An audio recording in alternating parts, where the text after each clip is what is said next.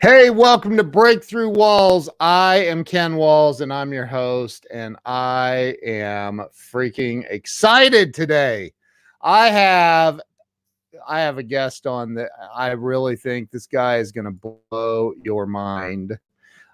He is a good friend of mine, a client of mine, and the dude is you'll see. I want to welcome my buddy Cory Calvin to the show. Cory, welcome to the show. Hey, how's it going?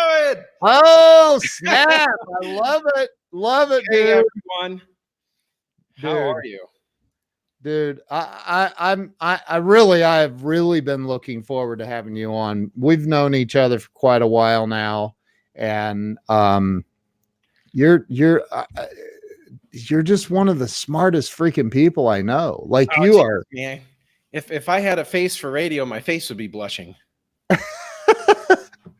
Dude, you really are. Like, like the stuff we've had some long conversations, and the stuff like is unreal. It's just unbelievable what the heights that you've hit in business, and so anyway, we're going to get into all that. For now, why don't we start with you telling everybody where you were born and raised? Yeah, well, it's funny. We do hit those highs in business, but we also have to hit the lows. That's right. Hi, Sherry. So I was born and raised in Denver, Colorado. I have lived here my whole life. Grew up in the cold, grew up in the hot. Mom says I was born on a really snowy day, and I think that's why I really like the cold weather. There's some people that can't live here because of the cold, but I enjoy it. I like it a lot. So yeah, Colorado, the Rocky Mountains is kind of where I call home. And is that like Denver? Yeah. So I was born in Denver proper, but Okay. I live about 30 minutes north, kind of up in farm country. Okay. Yep. Okay. So yeah. Every time I think of Colorado, I think it's just Denver. But there's so much more to it, probably. Well, it's really funny because Colorado is divided right down the middle. The east side of it is all plains and brown. The west side of it, other than what's out near Utah, is a really pretty Rocky Mountain range. It's gorgeous.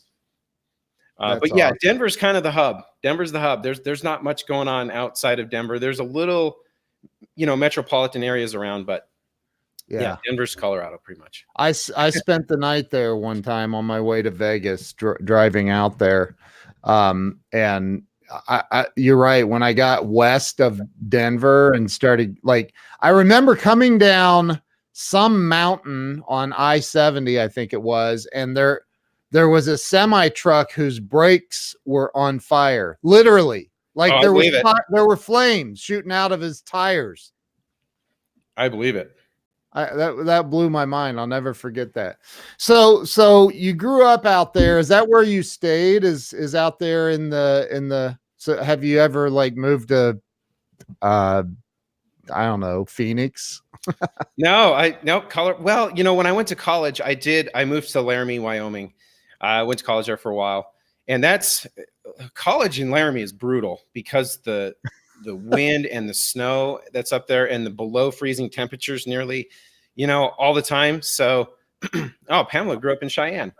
She did. So yeah, she knows. Yeah. Yeah. I've been there too. It's beautiful. It's they say Wyoming sucks and blows from both ends. So it's really bad. It doesn't matter. They do what? What? They say Wyoming sucks and blows from both ends, which is true because it's so windy. Is it really? Yeah. That's one thing I don't know. So okay. So you grew up out there. You're all things, because I know you drive a big old pickup truck, like a big old pickup truck, right? So yep. Is that kind of required to live there? There's a lot more people driving Teslas and Priuses, which they just get in the way of all of the big pickup trucks. But an SUV, four-wheel drive, snow tires, front-wheel drive, you got to have it here. And there's so many, we get more people coming in from California and Texas inflowing into Colorado that have no clue what snow is. They've never seen it. They've never driven it, and it's a mess. So Right. those mornings when it shocks them and surprises them when they wake up, they're all in the ditch before they even get to work. It's Oh horrible. my gosh. Yeah. Wow. But My wife's on here too, Jill. hi, Jill. So you went to grade school, middle school, high school. You went to college in Wyoming. Yeah, you know what's funny though is I actually did not make it past 8th grade. I failed 8th grade, and I can't remember why, but I had to go to summer school that summer. And if I hadn't gone to summer school, they were going to hold me back. So the transition from middle school to high school, I had to do a little bit of extracurricular type things to get there, because back then, growing up, I was an ornery one. I always wanted to know, I always wanted to get in trouble for some reason. I don't really know why, but I think I knowing you the way that I know you, that does not surprise me, actually. Yeah. So you wow, so you had to do summer school just to get into 9th grade. Yeah. Wow. And then I did really well, and I didn't learn to read until the 4th grade. For some reason, I just really struggled with it. And I had a great teacher who told my dad that and said, what is Cory interested in? And he said, he loves driving these heavy machinery equipment at the farm. And she said, well, why don't you bring in one of the owner's manuals? And he goes, well, that's not going to work because it's written at an 8th grade level. He's not going to understand it. And she goes, let's just try it. So he brings in this huge Bobcat 853 owner's manual. And that's how I learned to read, because it was something that I was interested in. So by the time I got out of the 4th grade, I was reading at an 8th grade level because I was reading something I was interested in. So yeah, interesting thing coming up. I couldn't read in 4th grade, couldn't pass the 8th grade, did great in high school. I wasn't an A-B student. I was more of like maybe a C student, average. Yeah. So yeah, I mean, it's interesting though. Wow. So that is interesting. So you didn't want to read is what it was. You weren't interested. No, because back then I didn't see a point in reading. I just wanted to go home and drive my go-kart. That's that's all I wanted to do. Yeah. That's awesome, dude. Yeah. I love that. So when you said you got in trouble, like what kind of trouble? Did you get arrested? No, I didn't go that far. No, it was more just mischief type things. I got you. Like I'm sure somebody has seen or done this, but when you're in school, they have those acoustic ceilings. If you get a pencil really, really sharp, and if you lay it in your hand and just toss it up, that you can stick them in the ceiling. Things like I'm gonna teach my 9-year-old how to do that. Yeah. Jill's gonna love that. Oh gosh, but yeah, funny things like that. Wow. Yeah. So you got into high school, you made it through high school. Yep. And you decided to go to college in Wyoming, which isn't far from you. Like that's how it was far enough to be like away from home, but close enough that I could come home on the weekends. And I usually did. I drove home. Right. Yeah, I didn't want to stay in Laramie. Yeah. It gets cold out there. So did you finish college? I did. So it's funny enough, my degree is in specialized diesel technology and business management. One thing that I wanted to do in high school and growing up on a farm and being around all of this heavy machinery is I wanted to be involved in building diesel engines. I wanted to have my hands inside of these huge, ginormous horsepower engines. And I'm talking the ones that are doing like 15 to 2,000 horsepower, big diesel engines. And wow. So, yeah, that's what I went to college for. And that's what I specialized in. Okay. I don't think I know anybody else on planet Earth that has a degree in that. Do you? I'd have to go check. It's yeah, it's kind of specialized, but that's how I got my start in business was right there. I was the only I was the only kid in college that had a garage. All of the others had to park at the student housing outside, and they never let them work on the trucks outside. Well, once they found out I had a garage that was heated and insulated with an epoxy floor, they're like, "Hey, can we work on your truck tonight after class?" Right. So I started monetizing it. I'm like, if you guys are going to keep using my garage, and then I started working on the trucks for them. When I graduated college and I came back to Colorado, I decided I was going to start my own little diesel business out of mom and dad's Quonset shed. So a Quonset shed is those half moon buildings that you see like out in Kansas and Oklahoma. And the reason that they're these half moon shapes, because everybody's always curious, why would you do that? They are actually tornado proof. Oh, wow. Yeah, tornadoes have a really, really hard time disturbing that type of structure. Is that a concern in Colorado? We do have some tornadoes, come through Colorado. We get them every year, but sometimes they'll hit the metropolitan areas. And was it maybe 10, 12 years ago? We had one come straight up the lane here, and it got a lot of cities. It tore up a lot of stuff, but it's very few, far and in between, in the in that big I-25 corridor that's here in Colorado. They're usually out east. Okay. Yep. So you started working on diesel engines in your mom and dad's Quonset shed. How many square feet is a Quonset shed? They're all sorts of different sizes. Are they? Yeah, okay. You can build them in big and small. This thing didn't have any electricity. The doors were kind of wonky. There was a lot of wind and cold that blew through it. So I remember I went to Home Depot and I got these two lights to work on my very first truck. And then that first truck turned into the second truck, a third truck, and it started going really, really fast to where I had 20 diesel trucks sitting in mom and dad's driveway at any one time. And I couldn't figure out how to get through them, but the demand was so high for this young kid to be working on these trucks. The word got around really fast that, this is the guy. If you want your truck done right and fast, this is the kid to do it. He knows what the hell he's doing. He's very, very good. He's efficient. And so that word traveled super fast because it was a small town. Right. And before I knew it, I had all these trucks. And are we talking like semi trucks? Yeah, I guess I should have clarified that. They're just pickups. Diesel, medium to light duty diesel pickups. So the Dodge Cummins, the Chevy Duramax, the Ford Power Strokes, those trucks. Wow. Okay.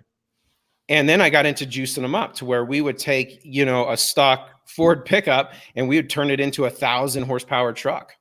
And that's where I found my niche, was right there. And that's kind of what made me famous in the diesel world, was being able to jack these trucks up and make them, fast, race worthy, sled pulling. You know about sled pulling. You're from Ohio, where these tractors pull these big sleds. Oh, yeah.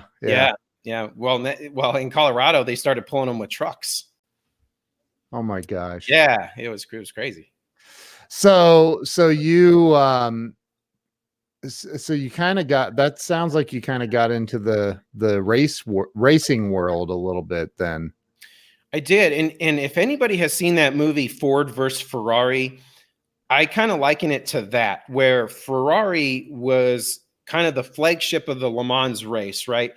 And then Ford, when they were struggling, they wanted to get into the racing business, and they thought that they were going to try and buy out Ferrari. Well, they couldn't do it. Ferrari declined it, so they decided to build their own racing division as the underdog. And I think now Ford has like so many of these Le Mans titles from the 60s where they beat out Ferrari. And that's kind of what I was like. There was one of the largest diesel companies in the world right here in Colorado, right in my backyard. And they were always the top dog, always competing. And I thought, first I was going to go try and partner with them. And they said no. Like, all right, I'm just going to do this myself. I'm going to build my own truck. I'm going to build my own brand. And I remember the very first time when I went up against him in a super modified race, and I beat him by 4 feet. It's on YouTube. You can find this on YouTube, this pull. And wow. That's where it started. That's what put my name on the map. because nobody ever remembers second place because you're the first loser, you know? And so I had to make sure I was always the first. And then that's how my business blew up, because everybody in the stands was my audience, right? Those are my customers. Yeah.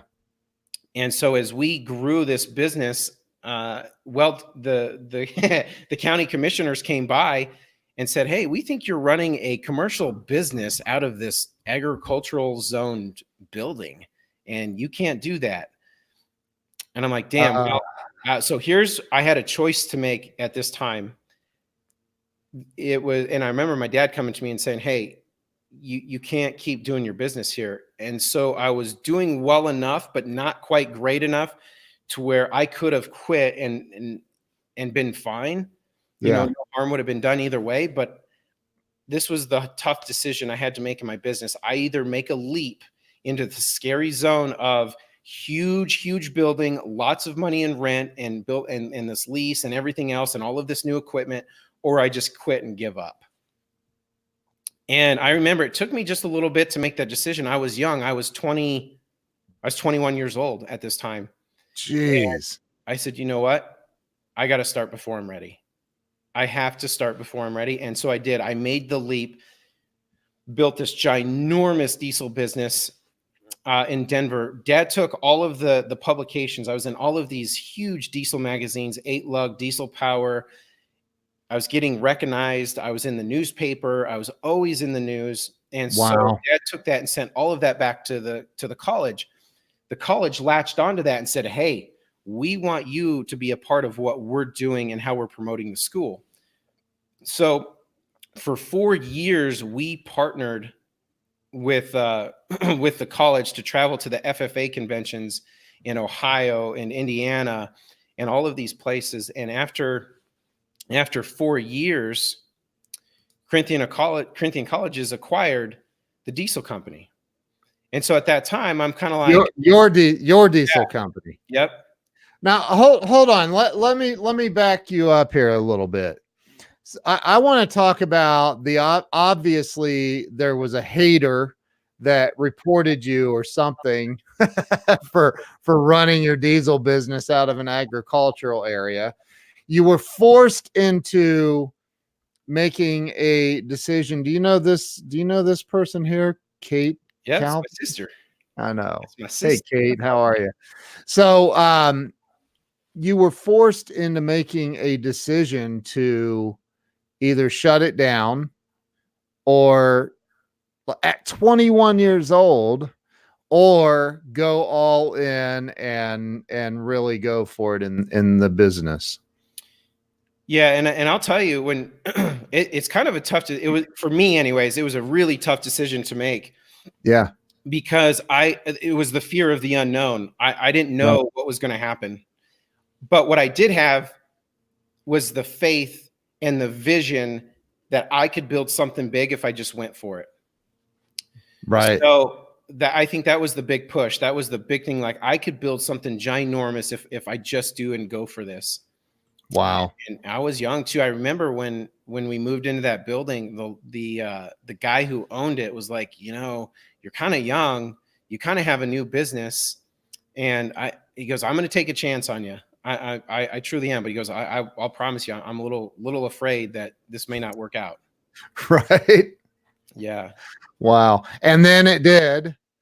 You made news and publications and like ended up selling the company. Yeah. And so when it went back to Corinthian Colleges, in Pennsylvania, they've got campuses all over the US. When that happened, they opened a advanced and light duty diesel program, because they took everything that I had. And now, because that's what, at the time, that was the huge niche. This was in 2010. 2010, if you guys remember, running around all of these highways, you always saw those diesel trucks that poofed all the black smoke that pissed everybody off. Yep. Well, that was a huge niche in the market at the time. Lots of people monetized and capitalized on that piece until the EPA came in and completely shut it all down, which killed a lot of the aftermarket diesel companies. So I got in, rode the roller coaster up, and then got out. Thank God at the time. But Corinthian wanted to capitalize on all of that Right. market, and students were completely enraptured, and it was like a moth to a fire, man, that they wanted to do this kind of thing. So they Wow. put it in their curriculum in their college. So it was kind of cool. That is very cool. Yeah. So they gave you $1 billion and you retired. I think it was like 2, but I wasn't going to count it. You're like, once it's over $1 billion, who counts? Yeah. So no, I know I don't know how much, but I'm sure you did well. So after you got out of that, did you have to do a non-compete or anything, or 5 years? 5 years. So that was kind of weird because when you let that go, that was my baby, right? Yeah. And I don't have kids of my own, but I liken this to my baby. So when you lose that, you also kind of lose your identity, because everybody knew Cory as the high performance diesel guy. Like I was the go-to person in Colorado for this. In fact, we had a lot of people drive in from California just to have their trucks worked on at our shop. Wow. But it was weird. You lose a sense of who you are. You lose a sense of self, and you lose this weird ass. And I'm so young, because I didn't really understand how any of that worked, and it just disappeared. Yeah. And I kind of laughed. I'm like, God, who am I? Like I didn't know who I was. It was bizarre. I can imagine. Yeah, it was crazy. So here you are now under a 5 year. 5 years is a long time for a non-compete, dude. So 5-year non-compete, you don't even know who you are at this point now. Now, did that mean you weren't even allowed to like tinker on these for friends, or you just couldn't go into business? Couldn't go into business, and I did tinker on these for friends. In another shop.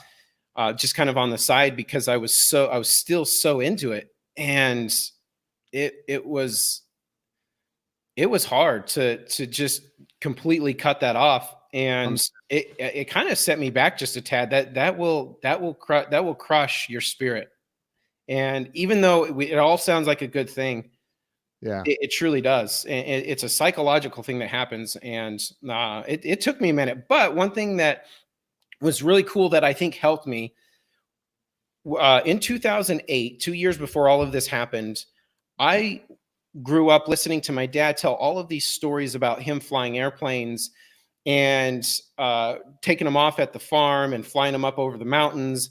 And he showed all these pictures, but I was always wondering, like, gosh, where the hell are all these airplanes, and why can't we put our hands on them? I was always curious. And he told us that he stopped flying when we were born. So one thing growing up that I always wanted to do was to get into an airplane. I always wanted to fly. 2008, I had a diesel customer come up from Houston, and he's a captain for United. He said, "Hey man, I'll teach you how to fly. I could do that." And so I went and bought all of the books in 2008, and I started studying. He got furloughed from the airlines when Continental and United merged and moved back to Dallas. So I gave up on my flying dreams and just said, okay, fine, that's not going to work. But at the same time, back when that diesel, I'm going to back up just a tad. When all of that was happening, I was up late one night watching late night television, and up pops Dean Graziosi. I'm sure you guys know who he is. And then he was hawking his real estate book, Be a Millionaire. Be a Real Estate Millionaire is what it was. And I'm like, wow, that looks interesting. I want to be a real estate millionaire.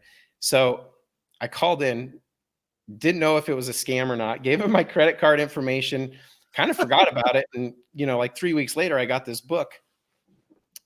So back then I tried to do flying. I tried to get into real estate all the time while I was also building the diesel business. And I had this conversation with my dad at the time. And he said, you need to be focusing on what's bringing you money. He said, because the lack of cash flow will completely kill your business. And if you start chasing two rabbits, they're both going to escape.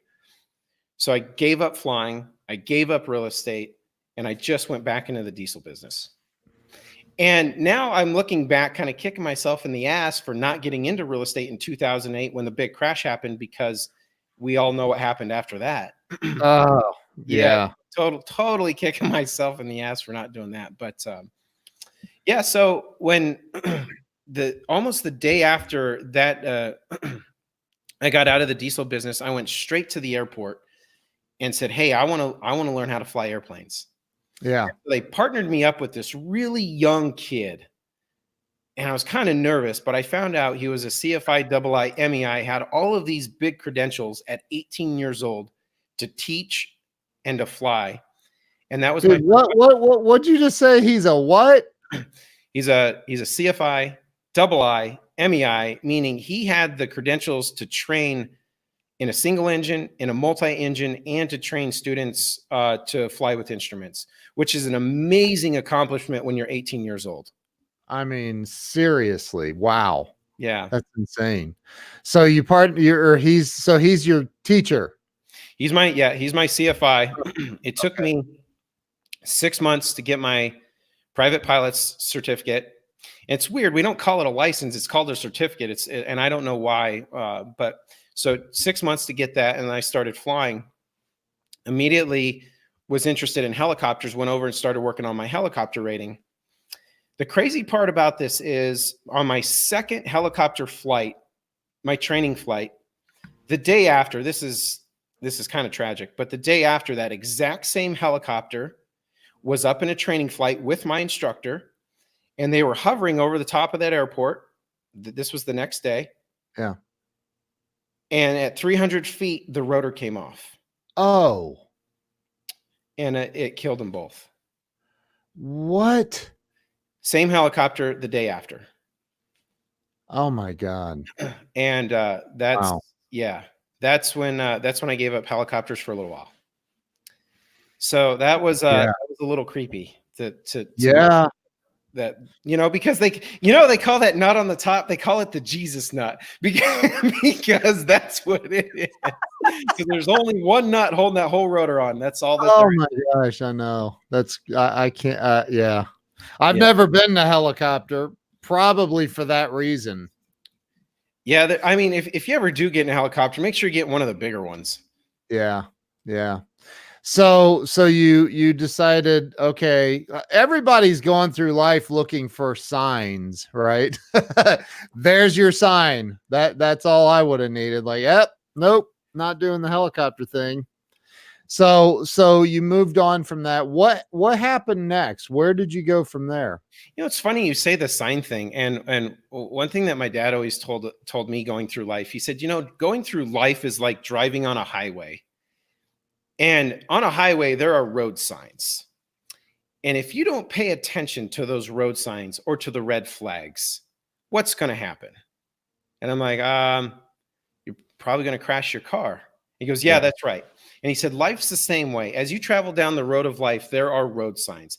And if you're not paying attention to the road signs, you're going to crash.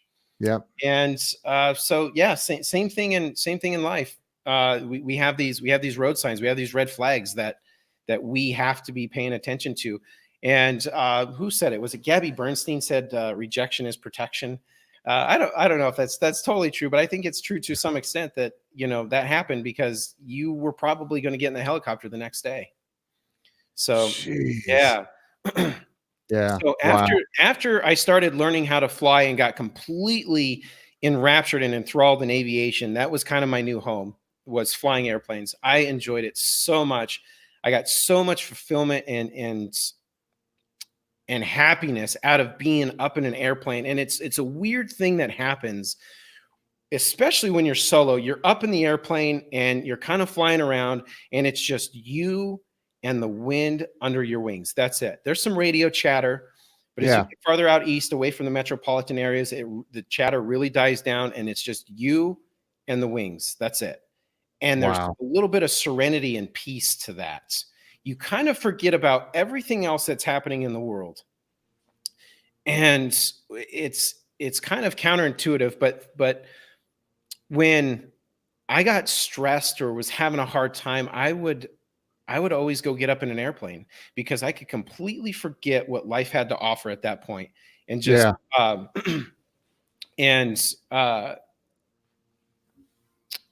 just let it go. Yeah. So flying has been Somebody asked me the other day, they said, what makes you happy, or what makes your heart sing? And I found out it's flying airplanes. Yeah. So I found after the diesel, I found my new happiness inside of the cockpit of an airplane. That's awesome, dude. Yeah. And I know you love to fly. I've seen a lot of video of you flying. I know you love that. So you're known though, and dude, here's the crazy part. Like you don't know what you don't know, right? Especially about people. Oh, And I think, it's been what, in the last couple of years, you and I have gotten even, become better friends, and I learned that you have invested in, I don't know, 1 or 2 apartments. Yeah, just a couple. Just a couple.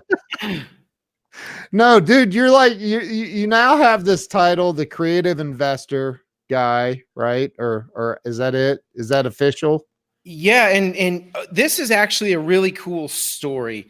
Yeah, I want you to tell, because look, for anybody watching, and can I tell them the number? I don't brag about it, but yeah, you absolutely can. Dude, this guy owns over 5,400 apartments. That's 5,400 plus apartments, and that you're partners in with other people, and that you have a bunch of single family homes. Yeah, several dozen. Yep. Yeah. And he's so humble. Look at this.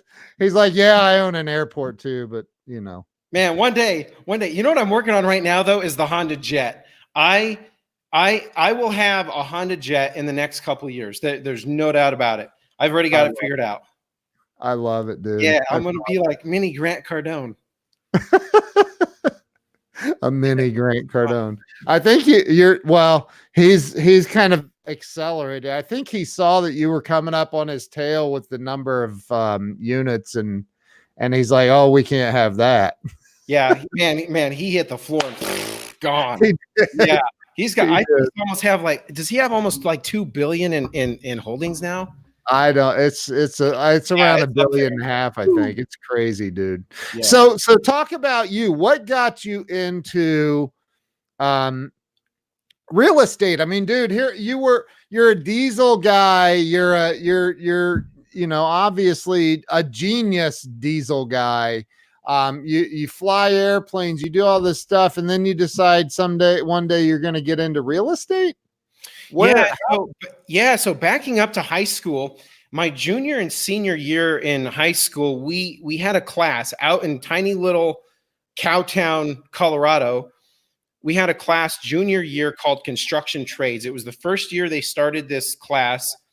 The school bought an empty lot in town.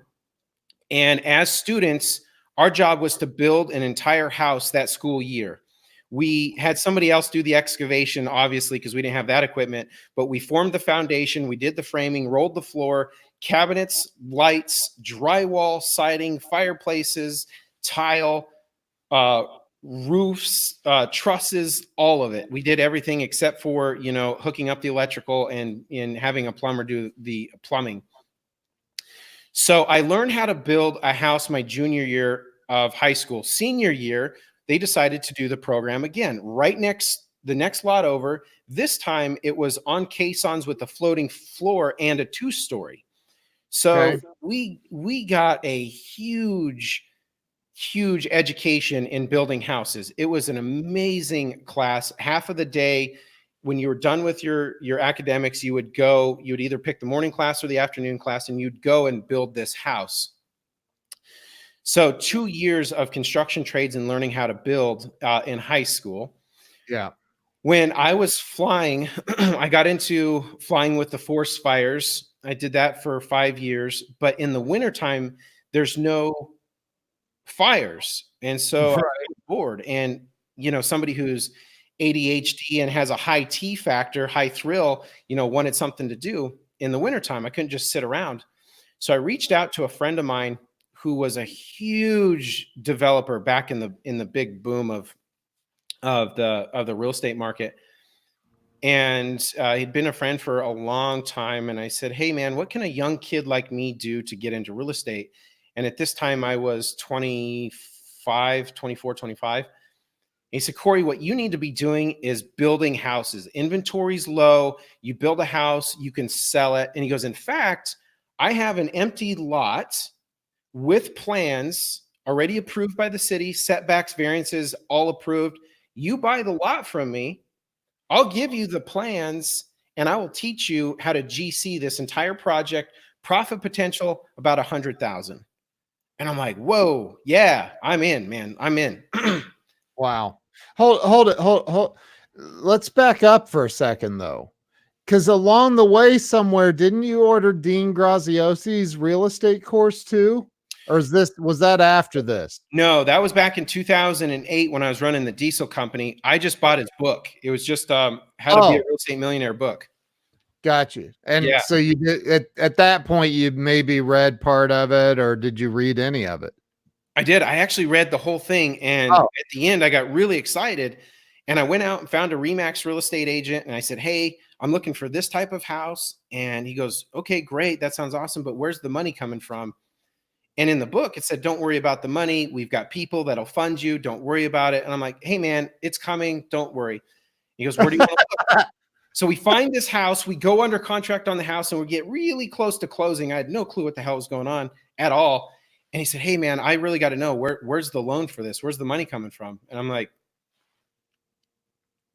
Dean said it's coming. Don't know, man. I read this book and I got to the end of the book and he said that they would fund it. So I don't really know what to tell you.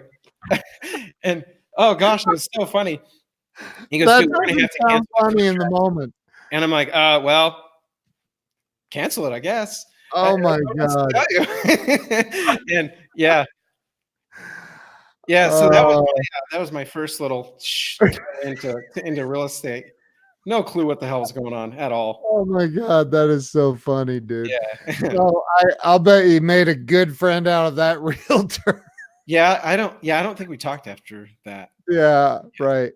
So okay, so back to the project that's gonna net you out $100,000 on this thing. You're gonna be the GC, the general contractor, right? Yeah, and so I bought the lot. I got the plans at closing, and as soon as he left closing, poof, disappeared. Couldn't get a hold of him, was gone. Oh, no. And I was like, oh, all right, well, I mean, I've got 2 years of construction trades. I know how to read plans. I know how to read engineering plans. So I've got the engineered foundation plan, and I'm looking at it, and it's showing, where to cut and whatnot. And I'm like, okay, cool. So I go home, grab the skid steer, and I start digging out this lot per the plan, stake it all out. And at about 1.5 feet down, it starts getting really soupy. And I'm like, gosh, what's going on? So I keep digging just to see what's going on. Because I always like to go to the edge of the cliff and then jump off knowing that you're going to, so I just keep going. And at this time, my whole machine sinks into the ground. And it's a running stream of water at about 1.5 feet, 2 feet down in this excavation. So I get out and I look at the plans and I call the geotech and I'm like, hey man, I'm out here at Country Club Parkway and I'm excavating this lot and I got water at 1.5 feet down. He's like, I told you not to excavate that lot. And I'm like, oh, jeez. You probably told the dude that sold it to me. He goes, did you buy this from so-and-so? And I'm like, yep. He goes, all right, fine. I'll be there this afternoon. He comes out and he looks at it and he goes, oh, dude. He goes, yeah, you're in trouble. He goes, you weren't supposed to excavate this lot. He goes, there was water. And I'm like, oh. He goes, yeah, you can't build on this platform. You have to backfill 12 feet, not cut 12. Oh my gosh. So what do? I got this lot that I paid $25,000 for. And he goes, well, we can engineer a curtain drain. It's going to cost you 40 grand, probably add about 6 months to your build. I'm like, gosh, I don't know. And same thing in the diesel shop. I'm like, I either quit and give up or I bite the bullet and I just go. Yeah. I'm like, I'm going to do it. I'm going to do it. I'm going to see this project through. The 40 grand. Yeah. Yeah. And that was just the start of this whole project. Oh my gosh. So we go through, we get it all done. It takes me 2 years. It takes me 2 years to finish this project. I get the house built. I'm interviewing the real estate agent at the end. And she goes, yeah, this is going to be, you know, almost $40,000 in commission. I'm like, oh, that's my profit. And I wasn't licensed at the time. And granted, you could sell your own property, but I didn't know what the hell I was doing. Right. Right. So at the very end, 2 years later, I finished the project and I broke even. I made no money. I lost 2 years of my time, but I gained 2 years of ginormous experience. Right. Right. Big lessons to be learned in that. It was a great. So how I got into real estate was I pretty much jumped off the deep end in a pool that I didn't know how to swim without a life jacket. That's how I got started. Wow. And you didn't, that was it. That was your first place. Like you didn't have any other properties, any other real estate. I had nothing. I thought that I was gonna be a spec builder. I thought that I could build these houses, make 100 grand on each one. I'll just go find empty lots. I already had the first one done. I'll just keep them going. Oh my God. Yeah, bad idea. Wow. For a single builder, that is a tough thing to do. Wow, dude. So, good for you and your tenacity, man. So you saw it all the way through, paid the realtor $40,000 commission, which was your profit. And, yep. and you were like, okay, I'm done. Not doing this. Real estate stupid. Yep. Kind of out. Yep. Going back to the diesel world. Oh yeah. I wasn't going back. I wasn't going back to diesel. I was too far ahead. Yeah. To go back. Yeah. So what happened then? What happened after that? So you at least you sold this place, right? Yeah. Yeah. Thank God. And broke even. So what happened next?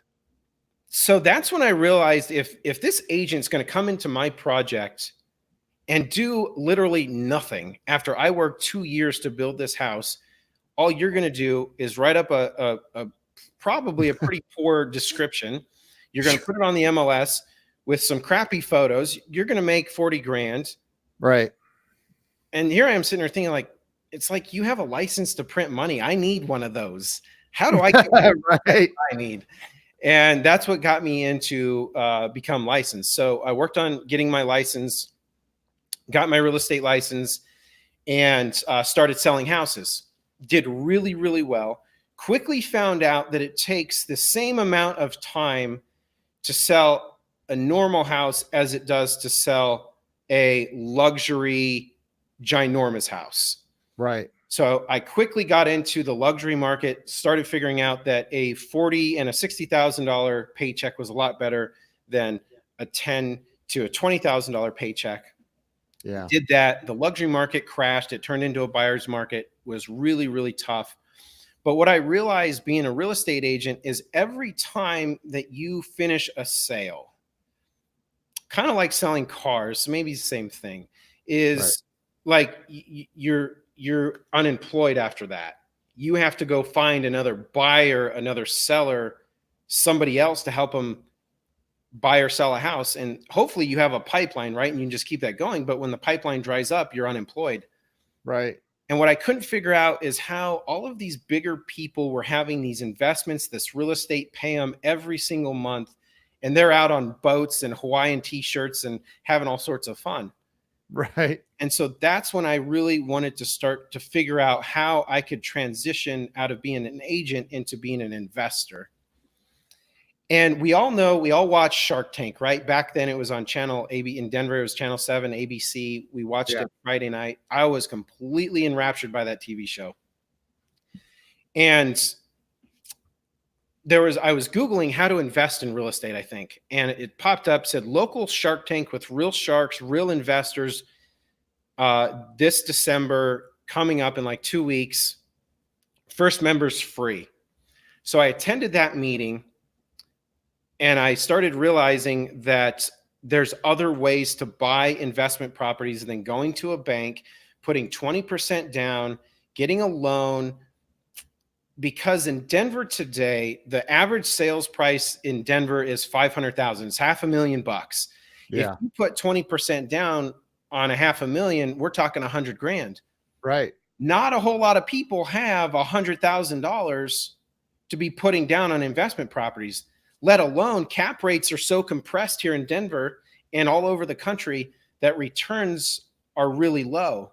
So if you were getting a $200, $300 cash flow out of your property, which is about common right now in Denver, and you put up $100,000, you're getting a 2% return on your money. I mean, you might as well make it safe and just go put it in a bank, because it's safer there. It's insured by the FDIC. Right. So, yeah. So I realized, and not only that, if not everybody has chunks of cash like that. Right. Right.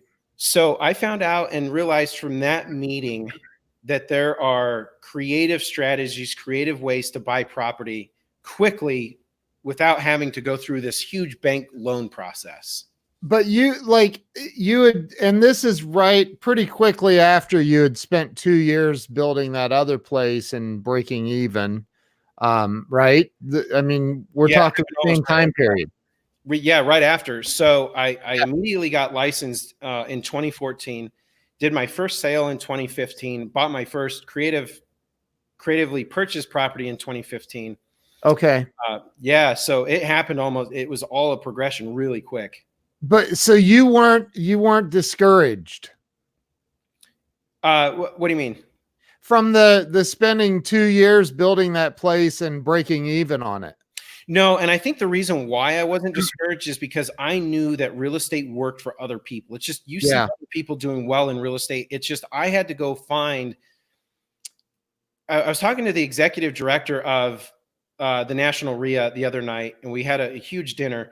And he talks about education in real estate being two things: a horizontal and a vertical. Okay. He said when you learn the horizontal in real estate, whether you wholesale, you build, you sell, you fix and flip, you buy and hold, you buy and sell notes, whatever piece you feel that you can make money in or you feel comfortable in, then you go to that vertical and you dive deep in that. Yeah. And I figured out that's how people make money in real estate is they figure out where their vertical is first, and then they go really, really hard and fast in that vertical. Because same thing, chase two rabbits, they both escape, right? So if you're trying to wholesale, you're trying to fix and flip, you're trying to buy and hold, it's not going to work. Right. Eventually you can start adding those into your portfolio, but you got to get really good at one thing. Building, I did okay. I knew how to build a house, but what I didn't know is how to properly monetize it where, I was getting labor at a good discount. I was getting supplies at a good discount. Because when you're just a one-off guy, they don't give you those ginormous discounts. You really get screwed. Right. So you picked which vertical? So I picked buy and hold because one thing I wanted to do, I was young and I realized if I start now, because we live in non-refundable minutes, right? So every minute we have, we're never going to get it back. And it's just a matter of how are you spending your minutes every single day. And the older that I get, even though I'm still fairly young, I realized I wasted a lot of time not being able to stack money away and build wealth in all sorts of avenues. And what I wanted to do is not waste any more time. Right. And if you fix and flip, same problem. You buy a house, you fix, you flip it. Now all of a sudden you're unemployed because you employed yourself as a job, because when the house is sold, you're done with it. It will no longer make you any more money. That's it. What you got out of it, it's done. Unless somehow you go and buy it again and do it all over, but you're done with that one house. Right. I wanted that one house to pay me over and over and over and over and over. I wanted that goose to keep laying the golden eggs. And there is a time in real estate you have to kill the golden goose. There are some times when that happens, but really, to move to the next level, you gotta shoot the goose and invest it into something bigger. Wow, you don't like geese? Yeah, well, it depends. They have to lay Yeah. golden eggs for it to be for it to be a good thing. Yeah. So so so you really started getting into the buying properties, holding on to them, renting them out. So you Yeah, right? and it came quickly. I think it was a matter of luck, but also luck favors the prepared. So Yeah. if you're prepared to do this and you stay in gratitude, it just seems like this stuff kind of starts attracting to you, right? Uh, Yeah. and I did the first one. It quickly rolled into the next, into the next, into the next. And I used Facebook as a means to do this also, where I was letting everybody know what I was doing. Like, hey, we just closed on this property. I helped this person out of foreclosure. It was a really good deal. Someone read that and said, hey, Cory, my daughter's in the same spot and we're a little embarrassed to reach out. We're not sure if you can help us. So then I wrote a story about that. I was able to help that family out of foreclosure. Somebody else read it and said, hey, my boyfriend I think is going through the same thing. Can you help him? Yeah. And it snowballed so fast in the beginning. And that really helped. It really did help me get so many properties really quick. But the thing is, But not only that, I want to interrupt you for a second. It didn't just help you build your portfolio, dude. You were literally helping people. Like you had people. You've told me some of the stories. I've heard them. Like people that are like, and I've been through foreclosure in that time period, so I know what it's like, man. And like you're helping you literally help people that just don't know what in the world to do. which is really, I found out later on that ended up becoming the huge driver of the creative real estate Yeah. and buying and helping so many people, because the young kid who was 18 years old that went through a divorce, couldn't afford the house, was going to give the house up, didn't know what to do, was going to file bankruptcy, and then was going Mm-hmm. to let the house go into foreclosure, and he didn't know any better. I helped him out of that entire situation. He didn't have to file bankruptcy. He didn't have to let the house go into foreclosure. And now he's probably 24, 23, 24, and able to move on in life and didn't have this huge bad like dark side looming over his life and his credit. But when Right. you're Right. 19, you don't know anything about, most people don't know much about credit anyway. So I think now maybe he realized that I really saved his buns by doing that. Yeah. Yeah. Wow. So somebody asked, he's on Facebook and Instagram, Kevin. So you started building this, like, and it happened quickly. Um and I know, and we could go all day talking about all of the, because you've done some amazing things, but at some point you started getting into multifamily as well, right? Yeah. So going back, and some people are like, why would you just not go get loans? Why? Because there's a 10 loan limit. You can only have 10 loans before they cut you off. So when you Oh, get to 10 loans, you have to start getting creative of how you're going to start buying property. Because when you hit the 10 limit, you're done. They cut you out. wow. Okay. So it's inevitable that everybody who hits the 10 loan limit, you have to start figuring out other creative ways. And you can get into commercial loans and whatnot, but it's a lot easier to buy properties creatively. So once I started going down this road, I started flipping some of the properties that I had. These were a couple of the golden geese that I was killing off, which would produce a lot of equity.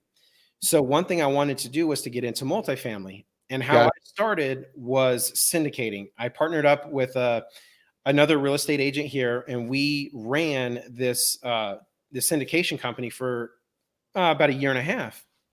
And we were syndicating really, really big deals. And What then does that mean? What do you mean syndicating? so What? syndicating is exact same thing that Grant Cardone does. Grant, Oh, Grant Cardone goes, finds the properties, puts the deals together. He underwrites them, meaning he crunches all of the numbers, figures out this is the return, this is how much down payment money we have. And Grant does exactly what I do. He uses other people's money for the down payment, or to replace his down payment, and then he uses Fannie Mae or Freddie Mac to bring the loan to the table. Grant did Okay. the exact same thing of using other people's money, and so that's what we were doing. We would go and find the deal, we'd underwrite it, find out, oh, it's a great deal, 15% return, good cap rate going in, good cap rate coming out, and then we would go raise the funds. Sometimes it was 100 people in the fund. Sometimes it was one person in the fund that said, hey, I want this whole thing. I'll write you one check for $2 million. And that was the down payment. And then the government would come in and back the rest. Exact same thing that Grant Cardone's doing. And so you can accelerate real fast doing that. Wow.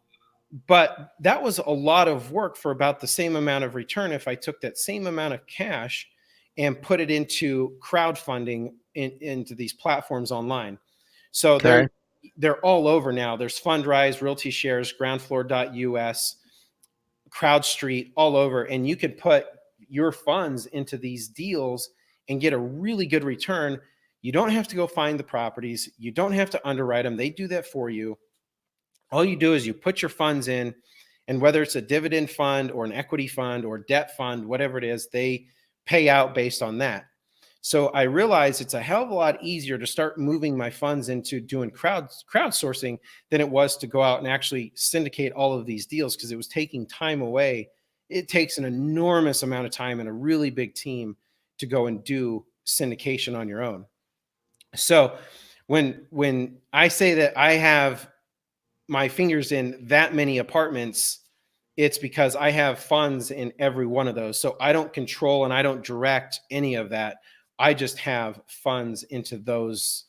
I've got money into those funds. Right. Right. Well, I mean, does Grant control? I mean, is it the same thing? Like, yeah, Grant does control a lot because he's got a nice team that does this for him. He doesn't do this, he doesn't do it personally. I know he's heavily involved in it, but yeah, Grant does do a lot of the management and control. Now, not management of tenants, but management of the property. gotcha. So he doesn't send out eviction notices. Yeah, right. Yeah. Right. So, wow, dude. Now you also have people managing this stuff, right? Like you've got people don't call you to fix their toilet, do they? No, but I do manage the properties, and this is one thing that I got really good at. And I also found out with nearly 70 properties now, if I took my cash flow and I took 10% off of the top, that's almost $6,000 a month in management fees. $6,000 a month will buy you almost a $2 million house for free. Like that amount of money you could go put into a $2 million house and live there just on what you would pay in management fees. So I decided I was going to manage all of the properties, the single family houses myself. And I got a really good system from David Tilney. He teaches hassle-free property management. It's a little bit different than how most people do it, but I adopted his system, and that's how I manage all of my rentals now. And a lot of people who hang around me all day long kind of like, dude, I never hear like tenants call you. Like, what? How does that work? How does that happen? Yeah. I'll get one or two, but I make sure that I put the right tenants in the property up front. And I'll tell you, it's a lot better to have a vacant property than to have the wrong tenants. 100%. And I do have vacant properties that I will wait until I go through 50 applications to find the right tenant, because it makes all of the difference in the world how they treat your property, whether they pay rent, whether you have to go bug them every single month. Right. Huge difference to where you could go live your life and have kind of this ATM machine running in the background. Right. I love your you have a t-shirt and you're always putting it on Instagram right around the first of the month. You're like, it says rent's due or something. Yeah, that's right. And I always ask, what side of the coin are you on? That's for sure.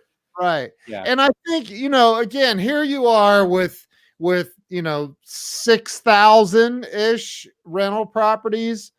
Or whatever it is. I don't know what the number is now. 5,000-6,000 properties that you're invested in. Yeah, and we call them doors. We'll call them doors because some of these properties, have 200 doors in one location. Right. Yeah. Those. Right. Oh, I'm saying properties. I got it. Yeah. Yeah.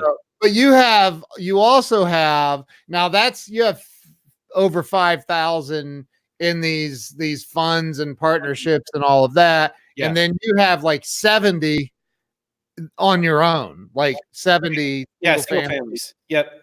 That's insane, dude. Yeah. That's crazy. Yeah. And I'll be honest, sometimes it gets to be a lot. There's sometimes when you have some things that all happen at once. One thing that happened the end of last year, we had like 5 or 6 dishwashers go out all at the same time. What? What? It's weird. The things just come in bundles. It's bizarre. Or like you have roofing problems on 5 of your properties all at the same time. And so those things do happen, and they do take a little bit of your time to go deal with them. Yeah. Yeah. So dude, we're at an hour and we're over an hour already. I can't even go fast. Go so like fast. that. Just boom, gone. Yep. So let me ask you this, because again, it's the internet and my show. We can go all day if we want. But here's the thing, man. I do want to respect people's time. So, people get stuck in life, man. I mean, you're only like 28. I'm kidding. I don't know how old you are. I have no clue. 28 for the 5th time.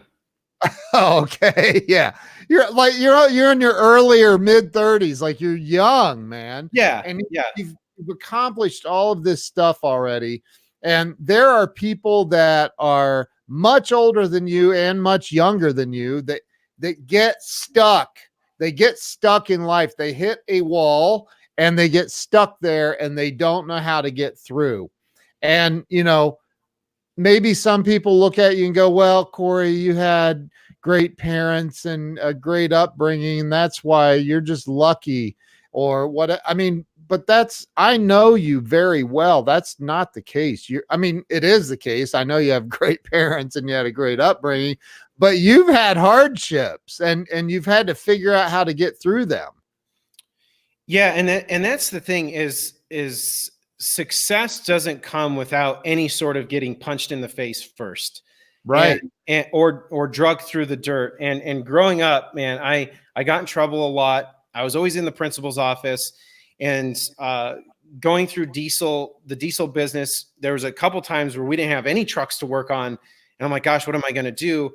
But yes, you always get drugged through the dirt. But the biggest thing is you may be tempted to let go of your dreams, because we all have these things that we envision in our brain of what we want to do and where we want to go.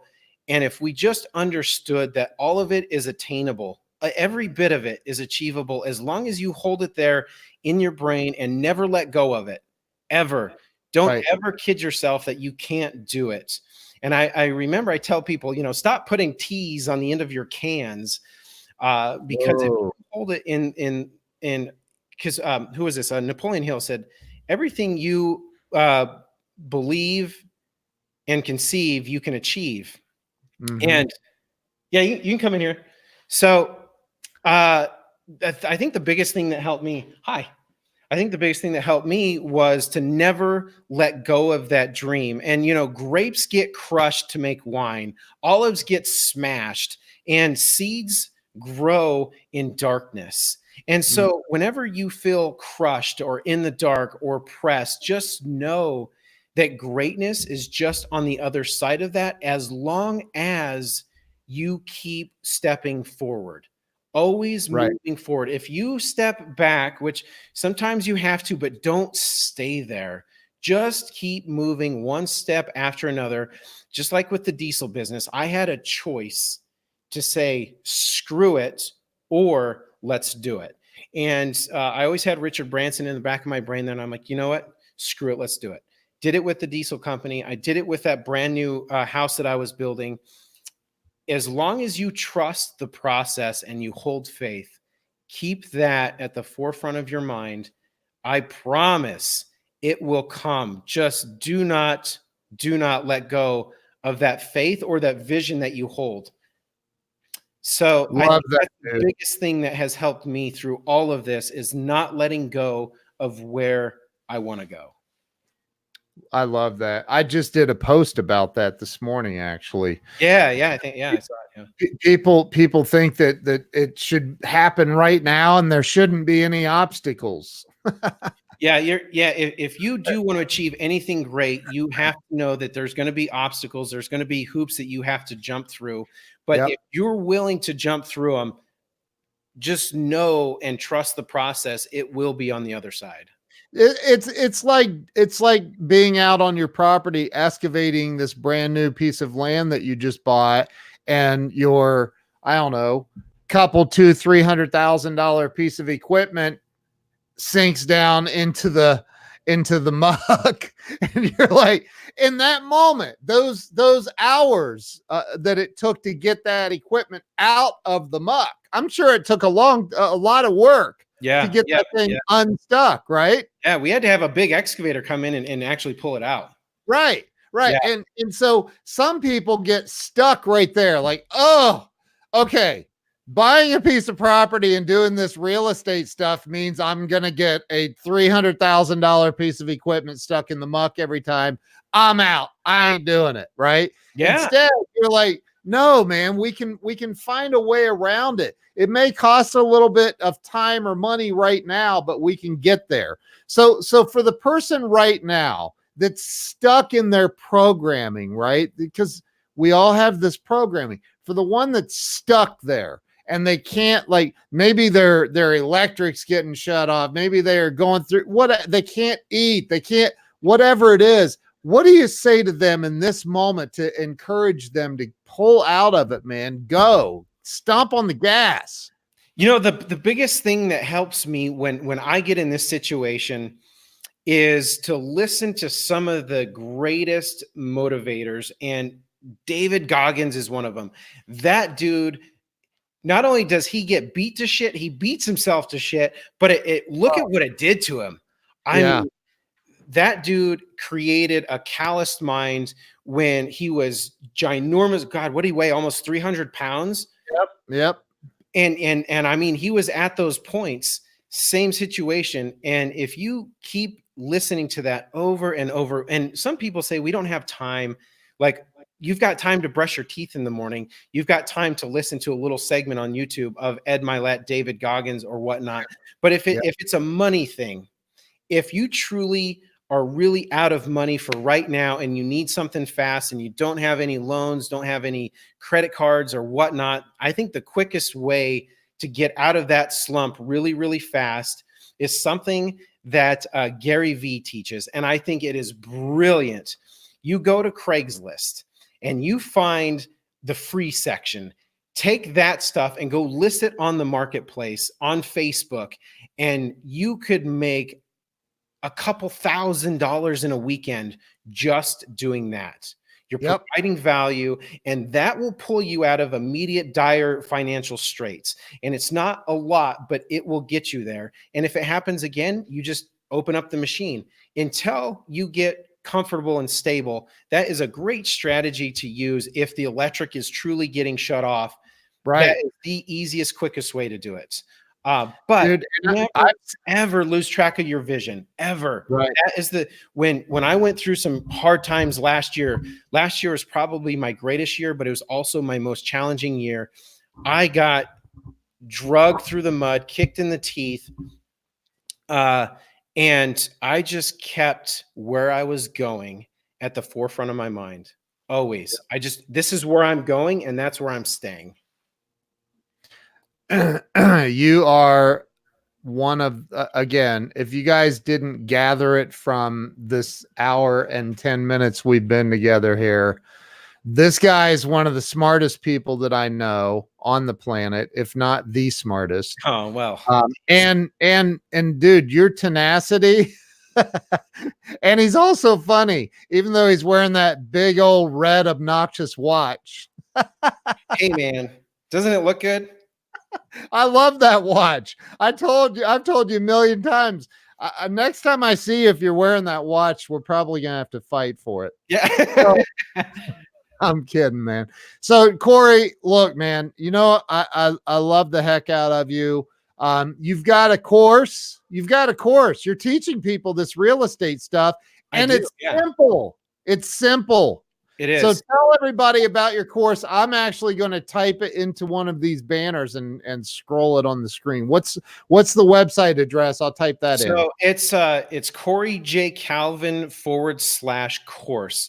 Now, I think you actually have to type it into a browser to make it work, but CoryJCalvin.com /course. And so many people have come to me and asked, how are you buying these properties with little to no money down? I don't understand it, but you're doing such a great job. Last year, we launched this course to about 50 people. They all went through it. And one of my favorite people in there is Lisa Johnson in North Carolina. She called it, she's such an amazing lady. She called it a recipe book for buying property. And it truly is. I take you from knowing nothing to either holding or flipping at the very end. Start to finish, we go all the way from the beginning all the way to the end. It's now an 8-week course. It's truly 6 weeks, but we put some implementation weeks in there.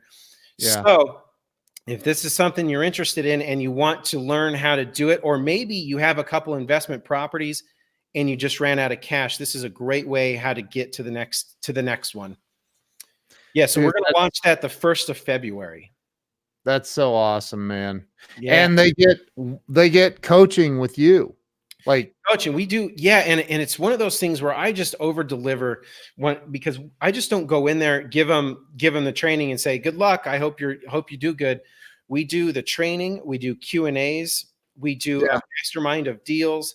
And then I have stayed supportive to that entire group. No matter what they need, I'm always active, helping them every single day, because real estate situations are not cookie cutter. Each one is different.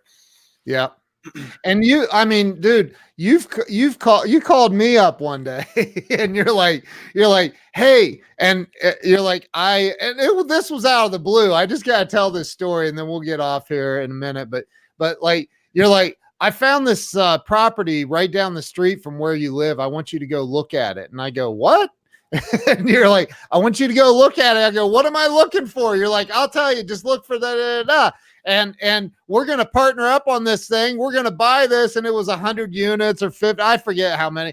And I'm like, what? And you're like, yeah, let's do this. And I'm like, why are you stalking my neighborhood, bro? And you're like, cause I want to get into business doing stuff with you, man. And I, like, it's like, that's who this guy is. You guys got to understand that's his heart. He cares about people. He genuinely cares about people, and he wants to help everybody and see everybody win. So go get signed up for his course. It's not even that much, is it? No. In fact, I have a discount. You know what? I have a discount for everybody that's on today.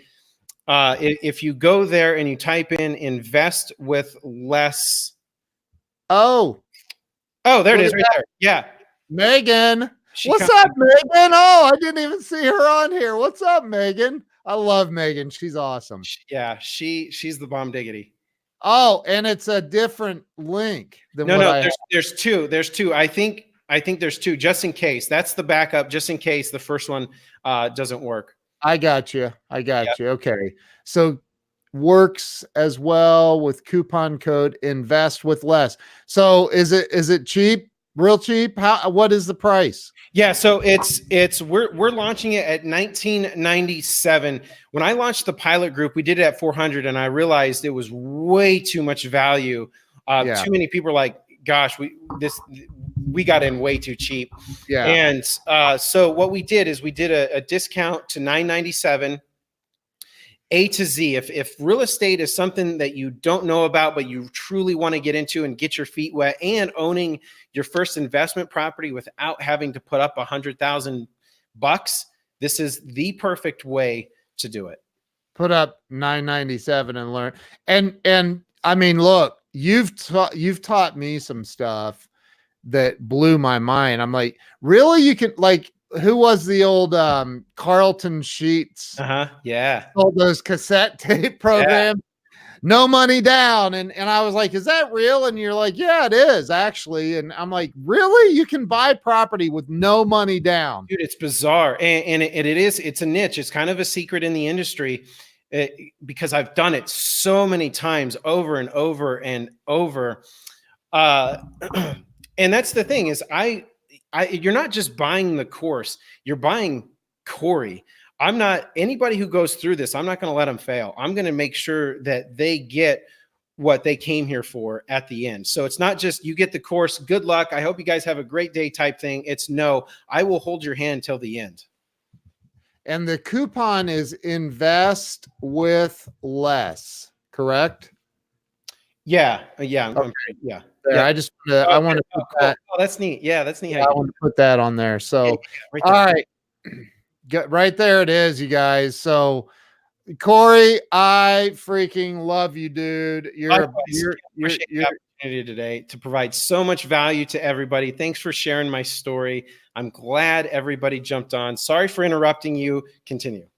Oh, no, man. I like, you're like a brother from another mother for me, dude. So, you know, I'm so grateful for you being in my life and being a friend. And Amin says, I want to buy Cory. Yeah, he's a good dude. Yeah, he's a great guy. I love Amin. So, dude, all right, look, everybody go get his course right now, or as soon as you can, because I promise you, you've got my word. This guy over delivers. I promise you that. So, Cory, thank you for being on. Thank you. A lot of people have shared this. I've seen a lot of things pop up. So amazing. Thanks, guys. Yeah. You guys are great. I love you so much. Thanks for jumping on. Thanks for listening. I know we went long and we still have so many people, but that's truly because Ken has beautiful people follow him. And you. Come on, man. So make sure you follow this guy on Instagram and on Facebook. Yes. Follow him. He needs more friends. I'm there. He needs more friends, a lot more. All right. Don't hang up on me, dude. All right. We'll see you guys later. Thank you so much. And we will see you soon. Bye-bye.